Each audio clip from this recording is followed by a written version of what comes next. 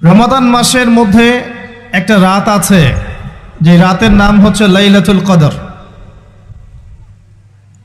আমি আশা করি আপনারা সবাই এই সূরাটা জানেন। বা'দা আউযু বিল্লাহি মিনাশ শাইতানির রাজীম, ইন্না আনজালনাহু ফি লাইলাতুল কদর। নিশ্চয়ই আমি কোরআনকে নাজিল করেছি লাইলাতুল কদরে, ভাগ্য রজনীতে। ওয়া মা আদরাকা মা লাইলাতুল কদর। হে নবী মুহাম্মদ সাল্লাল্লাহু আলাইহি ওয়াসাল্লাম, আপনি কি জানেন লাইলাতুল কদর কি জিনিস? লাইলাতুল কদরি খায়রুম মিন আলফি শাহর। লাইলাতুল কদর হচ্ছে হাজার মাসের চাইতে উত্তম। এখানে গাণিতিকভাবে ব্যাখ্যা করতে যাবেন না, 1000 মাস সমান সমান কত বছর হয়, ব্যাপারটা এমন নয়। এখানে আধিক্য বোঝানো হয়েছে। হাজার হাজার মাস ইবাদত করলে যে নেকি হয়, এক রাত ইবাদত করলে সে নেকি হয়ে যাবে ইনশাআল্লাহ। এই রাতে কি হয়? স্পেশাল তানাজ্জালুল মালাইকাতু ওয়ার রূহ। এই মাসে আল্লাহর পক্ষ থেকে আল্লাহর ফেরেশতারা নেমে আসেন। কোথায় নেমে আসেন? পৃথিবীতে। তাদের সর্দার হিসেবে থাকেন জিবরাইল আলাইহিস সালাম। তানাজ্জালুল মালাইকাতু ওয়ার রূহু ফিহা বিইذনি রাব্বিহিম। আল্লাহর রবের আদেশে তারা এই কাজটা করেন। মিন কুল্লি আমর, প্রত্যেকটা বিষয়ের ফয়সালা হয় এই রাতে। আপনার আমার তাকদীর লেখা হয়েছে আসমান জমিন সৃষ্টির 50,000 বছর আগে। আপনার আমার তাকদীর লেখা হয়েছে আসমান জমিন সৃষ্টির 50,000 বছর আগে। আল্লাহ পাক সমস্ত সৃষ্টির তাকদীর লিখেছেন প্রথম দফায়। দ্বিতীয় দফায় তাকদীর লেখা হয়েছে যখন আমার আপনার রূহ আমাদের মায়ের গর্ভে ছিল 4 মাস 10 দিন বয়স। ওই সময় আল্লাহর পক্ষ থেকে ফেরেশতা আসেন, এসে লিখে দেন তার হায়াত, তার রিজিক, সে সৌভাগ্যবান না দুর্ভাগ্যবান। এরপর রূহটাকে ফুঁকে দেন, বাচ্চা নড়াচড়া শুরু করে। এর আগ পর্যন্ত পেটের মধ্যে বাচ্চা নড়াচড়া করে না। যখন রূহটা ফুঁকে দেওয়া হয়, তারপর থেকে বাচ্চা নড়াচড়া শুরু করে। দ্বিতীয় দফায় তাকদীর লেখা হয়। এরপরে তৃতীয় দফা লেখা হয় এই লাইলাতুল কদরে, যে আগামী 1 বছর কি হবে, আপনি কি করবেন, অর্থাৎ 1 বছরের বাজেট প্রণয়ন করা হয় প্রত্যেক লাইলাতুল কদরে। তানাজ্জালুল মালাইকাতু ওয়ার রূহ ফিহা বিইذনি রাব্বিহিম মিন কুল্লি আমর। এই রাতের আরেকটা বৈশিষ্ট্য হচ্ছে সালামুন হিয়া হাত্তা মাতলাইল ফজর। ফজর পর্যন্ত এই রাতে শান্তি শান্তি শান্তি শান্তি প্রশান্তি বজায় থাকে। এই রাতে আপনি যে দোয়া করবেন, যে কোনো দোয়াই করবেন, যদি আপনার রিজিকটা হালাল হয় ইনশাল্লাহ কবুল হয়ে যাবে, যে কোনো দোয়া। এই রাতে যারা ইবাদত করে দাঁড়িয়ে দাঁড়িয়ে, তাদের চতুর্দিকে ফেরেশতারা সমবেত হন, তাদের দোয়ায় তারা শরীক হন, তাদের জন্য দোয়া করতে থাকেন। ঠিক তখনই দেখবেন মুমিন বান্দার চোখ দিয়ে টপ টপ করে পানি পড়া শুরু হয়েছে। আপনি ফিল করতে পারবেন যে আপনার দোয়া আল্লাহ কবুল করছেন। এই রাতের ইবাদতকে 1000 মাস দিয়ে গুণ করলেও কখনো সমান হবে না। একটা রাত ইবাদত করলে আপনি হাজার হাজার মাসের নেকি পাচ্ছেন। এই সুযোগটাকে ছেড়ে দেওয়া যায়? কবে এই রাত স্পেসিফিকলি বলা যাবে না, 27 তারিখেই স্পেসিফিকলি বলা যাবে না যে 21-এর রাতেই, 23-এর রাতেই বা 25-এর রাতেই, নির্দিষ্ট করে বলার কোনো সুযোগ নাই।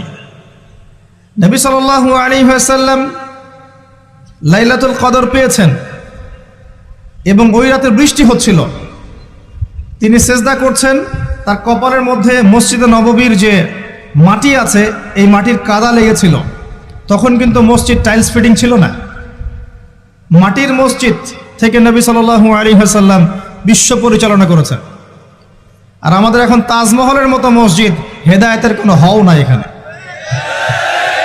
এটা আখিরুজ্জামানের সাইন, মসজিদগুলো হবে চাকচিক্যময়, হেদায়েত শূন্য। হাদিস একদম স্পষ্ট আছে, মসজিদ হবে চাকচিক্যময় কিন্তু হেদায়েত শূন্য। ইভেন দেখবেন নামাজ পড়ছে মুসল্লি, পাশে হই হুল্লো করছে। দিনের কথা আলোচনা হলে বা নামাজ পড়লে, কেউ কোরআন তেলাওয়াত করলে আদবের সাথে যে পাশে শোরগোল করতে হয় না, এটাও এখন বুঝাতে হয়। বুঝাতে গিয়ে যদি আপনি এই আয়াত তেলাওয়াত করেন, লাহুম কুলুবুন লা ইয়াফকাহুনা বিহা, কিছু মানুষকে আল্লাহ পাক কলব দিয়েছেন বোঝে না। ওয়া লাহুম আযানুন লা ইয়াসমাউনা বিহা, কিছু মানুষকে আল্লাহ পাক কান দিয়েছেন শোনে না। ওয়ালাহুম আ'ইউনুন লা ইউবসিরুনা বিহা, কিছু মানুষকে আল্লাহ পাক চোখ দিয়েছেন দেখে না। উলাইকা কাল আনআম, এরা আনআমের মতো। বাল হুম আদাল, বরং তার চাইতেও নিকৃষ্ট। তখন কিছু মানুষের ইগোতে লেগে যায়। আচরণ কিন্তু এমনই। কোরআন যেখানে তেলাওয়াত করা হচ্ছে, নবীর হাদিসের কথা বলা হচ্ছে, সেখানে উঁচু স্বরে কথা বলা জায়েজ নেই। নামাজ পড়ছে একজন ব্যক্তি, সে আল্লাহর সাথে সরাসরি কথা বলছে, তার পাশে কথা বলা জায়েজ নেই। এমনকি নামাজরত ব্যক্তির পাশে কোরআন তেলাওয়াত করাও জায়েজ নেই। আমি কথা কি বুঝতে পারছেন? একজন ব্যক্তি নামাজে দাঁড়িয়েছে, আল্লাহর সাথে কথা বলছে, পাশে আপনি কোরআন তেলাওয়াত করতে পারবেন না জোরে জোরে। মনে মনে করতে হবে, করতে চাইলে মনে মনে করতে হবে। অনেক সময় মসজিদের ভিতরে দেখবেন নামাজ পড়া হচ্ছে, শোরগোল করছে। নবী সাল্লাল্লাহু আলাইহি ওয়াসাল্লাম বলেছিলেন, আখিরুজ জামানে, তিরমিজিতে আছে হাদিসটা, আখিরুজ জামানে ইসলামের নামটুকু থাকবে, ইসলামের প্রকৃত বিষয়গুলো থাকবে না। কোরআনের মাসহাফ থাকবে, যে মাসহাফ, কোরআনের মাসহাফটা থাকবে, এর শিক্ষাগুলো থাকবে না। মসজিদগুলো হবে চাকচিক্যময়, কিন্তু মসজিদ হবে হেদায়েত শূন্য। আর চতুর্থ লাইনটা আরো ভয়ঙ্কর। 4 নম্বর লাইনে গিয়ে নবীজি বলেছেন সাল্লাল্লাহু আলাইহি ওয়াসাল্লাম, আসমানের নিচে জমিনের উপরে আল্লাহর সবচেয়ে নিকৃষ্ট সৃষ্টি হবেন এক শ্রেণীর আলেম, যাদের থেকে ফিতনা ছড়াবে এবং তাদের দিকেই ফিতনা ফিরে আসবে। তিরমিজির মধ্যে হাদিসটা আছে, যে কোনো আলেমকে জিজ্ঞাসা করে এটা কোন শ্রেণীর আলেম, এটা বোঝার জন্য আপনার পিএইচডি করার দরকার নাই। যারা দিনকে দুনিয়ার বিনিময়ে বিক্রি করেছে, তারাই সেই শ্রেণীর আলেম। যারা সত্য কথা বলতে ভয় পেয়েছে, তারাই সেই শ্রেণীর আলেম। যারা সত্যকে মিথ্যার সাথে মিশ্রিত করেছে, তারাই সেই শ্রেণীর আলেম। এবং যারা ইসলামের নামে উম্মাকে শতদা বিভক্ত করে দিয়েছে, এরাই সেই শ্রেণীর আলেম। নবী করিম সাল্লাল্লাহু আলাইহি ওয়াসাল্লাম বলেছেন, লাইলাতুল কদর আমি পেয়েছি, কপালে কাদামাটি ছিল, বৃষ্টি হচ্ছিল, তার মানে ওই রাতে বৃষ্টি হতে পারে, ওই রাতে বৃষ্টি হতে পারে। লাইলাতুল কদরের আলামত, রাতের বেলা বৃষ্টি হতে পারে। বৃষ্টি হয়েছে, তিনি নামাজ পড়েছেন, কপালের মধ্যে কাদা লেগেছিল, তিনি বের হয়েছেন, সাহাবীদেরকে বলবেন কোন রাতটা লাইলাতুল কদর, আজকের রাতটা লাইলাতুল কদর, এটা বলতে বের হয়েছেন। বের হয়ে দেখছেন দুজন মুসলিম আপোষে ঝগড়া করছে। লিসেন টু মি, দুজন মুসলিম আপোষে ঝগড়া করছে। আমরা বলি না যে মুসলিমদের মাঝে ইখতিলাফগুলো রহমত, আমরা বলি না?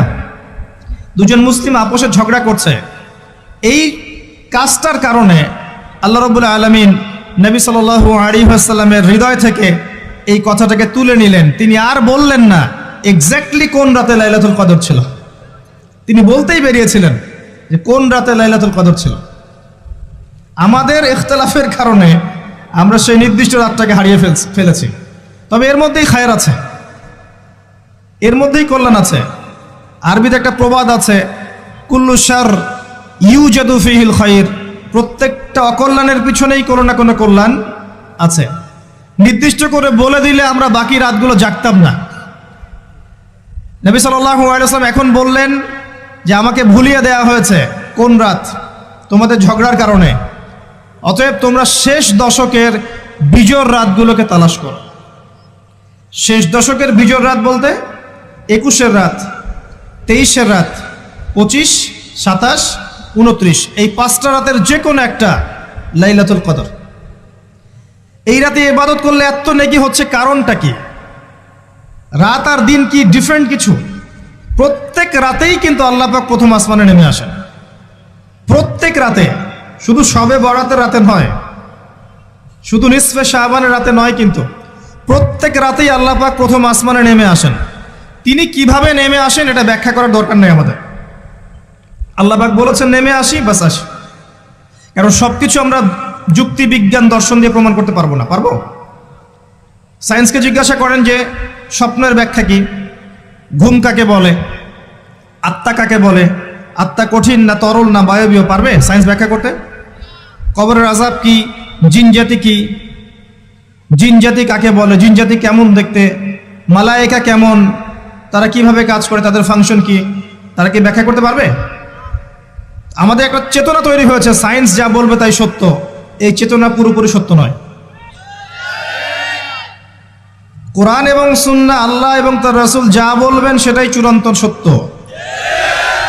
এর বাইরে সত্য মিথ্যার চূড়ান্ত কোনো মানদণ্ড নাই। হ্যাঁ, সায়েন্সের ভিত্তি আমরাই দিয়েছি, এটা অমুসলিমরা দেয়নি, এর ভিত্তি মুসলিমরা দিয়েছে। পরবর্তীতে এরা এর উপর ঘষা মাজা করেছে। এখন সায়েন্টিফিক এবং টেকনোলজিক্যাল রেভলিউশন আসছে পশ্চিমা সভ্যতা থেকে। এই সভ্যতার ধারক বাহক ছিলাম আমরা। সভ্যতা এদের দ্বারা শুরু হয়নি, সভ্যতা নবীদের দ্বারা শুরু হয়েছে। তো সবকিছু সায়েন্স দিয়ে ব্যাখ্যা করা যাবে এমন নয়, কারণ সায়েন্সের সীমাবদ্ধতা আছে, আল্লাহর জ্ঞানের কোনো সীমাবদ্ধতা নাই। তো আল্লাহ নেমে আসেন, ব্যাস নেমে আসেন। নেমে এসে আল্লাহ পাক কি বলেন? আল্লাহ পাক তিনটা কথা বলেন। রাতের শেষ অংশ, রাতকে ভাগ করেন। যদি 6টার সময় রাত শুরু হয়, রাত কিন্তু রাত 12টায় শুরু হয় না, সূর্য ডুবে গেলেই রাত শুরু হয়, এটাই ইসলাম। এখন 6টা থেকে আপনি এই 5টা পর্যন্ত সময়টাকে 3 ভাগে ভাগ করেন। শেষের অংশ ধরে নেন যে 1টা থেকে 5টা, কথার কথা আমি এস্টিমেট করলাম। এই সময়টুকুতে আল্লাহ রাব্বুল আলামিন কাছে নেমে আসে প্রথম আসমানে, অর্থাৎ তার রহমত নিকটবর্তী হয় এবং তিনি আহ্বান করতে থাকেন 3টা জিনিস। 1, কে আছো? আমার কাছে কিছু চাইবে, যা চাইবে আমি তাই দিব। 2, কে আছো? আমার কাছে ক্ষমা চাইবে, আমি তোমাকে মাফ করে দেব। 3, কে আছো? কে আছো আমাকে ডাকবে, আমি তোমার ডাকে সাড়া দেব। মানে এই সময় আপনি যা চাইবেন ইনশাআল্লাহ, আপনার আকীদায় যদি শিরক না থাকে, আমলে যদি বেদাত না থাকে এবং আপনার রিজিক যদি হালাল হয়, ইনশাআল্লাহ তাআলা আপনার দোয়া কবুল করা হবে। আল্লাহ পাক প্রত্যেক রাতেই নেমে আসেন। তাহলে লাইলাতুল কদরকে এত স্পেসিফিকলি ইম্পর্টেন্স দেওয়ার কারণ কি? একটাই কারণ, মনে রাখবেন, লাইলাতুল কদরকে মর্যাদামণ্ডিত করার এবং রমাদান মাসকে শ্রেষ্ঠ মাস মর্যাদামণ্ডিত করার একটা কারণ, only one reason behind it, সেটা হচ্ছে এই মাসে এবং এই রাতে আল কোরআন নাজিল হয়েছে। কথা কি বুঝতে পারছেন? কোরআন নাজিলের কারণেই এই মাসটা মহামান্বিত, কোরআন নাজিলের কারণেই এই রাতটা সম্মানিত। ইন্না আনজালনাহু ফি লাইলাতুল কদর। আসুন সামনে যাই। নবী করিম সাল্লাল্লাহু আলাইহি ওয়াসাল্লাম যখন এই জাহেলি যুগে বাস করছেন, এই লাইলাতুল কদরে রমাদান মাসে আল্লাহ পাক কোরআন নাজিল করলেন। কি জন্য নাজিল করলেন? কারণ এই সমাজটাকে পরিবর্তন করার জন্যে, সমাজের জাহিলিয়াতগুলোকে দূর করার জন্যে নবী করিম সাল্লাল্লাহু আলাইহি ওয়াসাল্লাম প্রচণ্ড ফিকির করতেন। কি করা যায়, কি করলে মানুষগুলো শিরক ছেড়ে দিবে, কি করলে সুদ বন্ধ হবে, কি করলে মাদক থেকে মানুষ দূরে থাকবে, কি করলে নারীর সম্মান বৃদ্ধি পাবে। তিনি ভাবতেন কিভাবে গোত্রীয় হানাহানি বন্ধ করা যায়, তিনি এগুলো ভাবতে থাকতেন। হেরা গুহায় বসে তিনি এগুলো ভাবতেন কি করা যায়। যুবক বয়সে তিনি হিলফুল ফুজর তৈরি করেছেন এগুলো সমস্যা দূর করার জন্য, কিন্তু পরিপূর্ণরূপে সফল হয়েছেন বলতে পারি না আমরা, কারণ তখন ওহী আসেনি। এই ভাবতে ভাবতে ভাবতে ভাবতে একদিন এক রাতে তার কাছে আল্লাহর পক্ষ থেকে কোরআন নাজিল হলো। সূরা আলাকের প্রথম 5টা আয়াত, বিসমিল্লাহির রহমানির রহিম, ইকরা বিসমি রাব্বিকাল্লাযী খালাক। পড়ুন আপনার রবের নামে যিনি আপনাকে সৃষ্টি করেছেন। খালাকাল ইনসানা মিন আলাক, যিনি মানুষকে সৃষ্টি করেছেন জমাট বাঁধা রক্তপিণ্ড থেকে। আমরা সবাই জমাট বাঁধা রক্তপিণ্ড ছিলাম মায়ের পেটে। আজকে আমরা আল্লাহ দ্রোহী হয়েছি, কিন্তু আমরা পেটের মধ্যে এতটুকু জমাট বাঁধা রক্তপিণ্ড ছিলাম। সূরা ইয়াসিনের মধ্যে আল্লাহ পাক এই কথাটা বলেছেন, তোমাদেরকে তো নুতফা থেকে সৃষ্টি করেছি,